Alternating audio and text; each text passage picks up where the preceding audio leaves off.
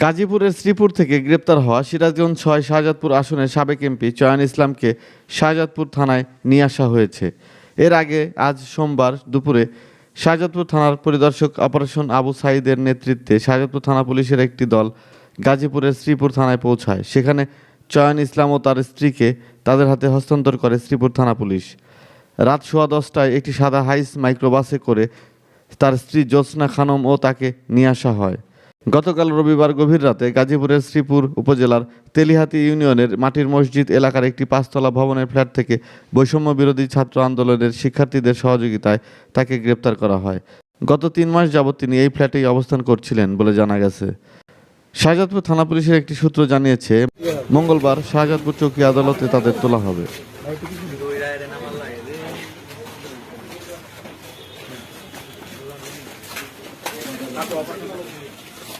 উড়া না কেন?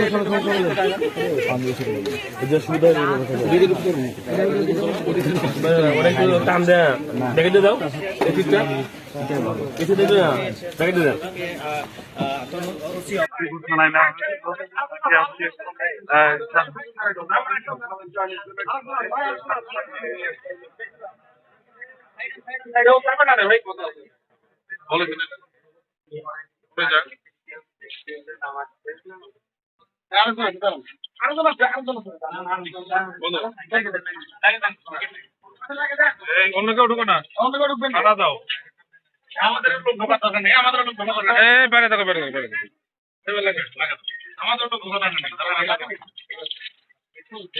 দর্শক, আপনারা জানেন সিরাজগঞ্জের শাহজাদপুরের যিনি সাবেক এমপি ছিলেন চয়ন ইসলাম, তাকে প্রিয় দর্শক, প্রিয় দেশবাসী, যেমনটি আপনারা দেখছিলেন গতকালকে গাজীপুরের শ্রীপুর থেকে সিরাজগঞ্জ ৬ শাহজাদপুর আসনের সাবেক সংসদ সদস্য চয়ন ইসলামকে তার দ্বিতীয় স্ত্রী সহ গ্রেপ্তার করে শ্রীপুর থানা পুলিশ। তাকে আজকে শাহজাদপুর থানা থেকে ইন্সপেক্টর আবু সাঈদের নেতৃত্বে শাহজাদপুর থানার একটি দল শ্রীপুর থানায় গিয়ে তাকে গ্রহণ করেন এবং শ্রীপুর থানা শাহজাদপুর থানা পুলিশের কাছে চয়ন ইসলাম এবং তার স্ত্রীকে হস্তান্তর করেন।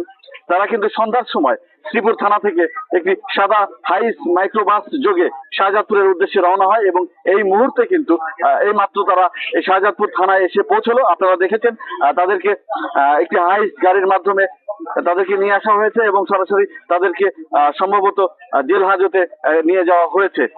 আমাদের ভিতরে ঢুকতে দেওয়া হয়নি, আসলে আমরা সঠিক বলতে পারবো না যে ওটা একটি আলাদা রুমে রেখেছে নাকি জেল হাজতে রেখেছে। তবে এটা বলা যাচ্ছে যে তারা এখন শাহজাদপুর থানার পুলিশের হেফাজতে আছে এবং গ্রেপ্তারকৃত অবস্থায়। আশা করা যাচ্ছে যে আগামীকাল তাদেরকে শাহজাদপুর চৌকি আদালতের মাধ্যমে তাদের পরবর্তী প্রক্রিয়া সম্পন্ন করবে শাহজাদপুর থানা পুলিশ।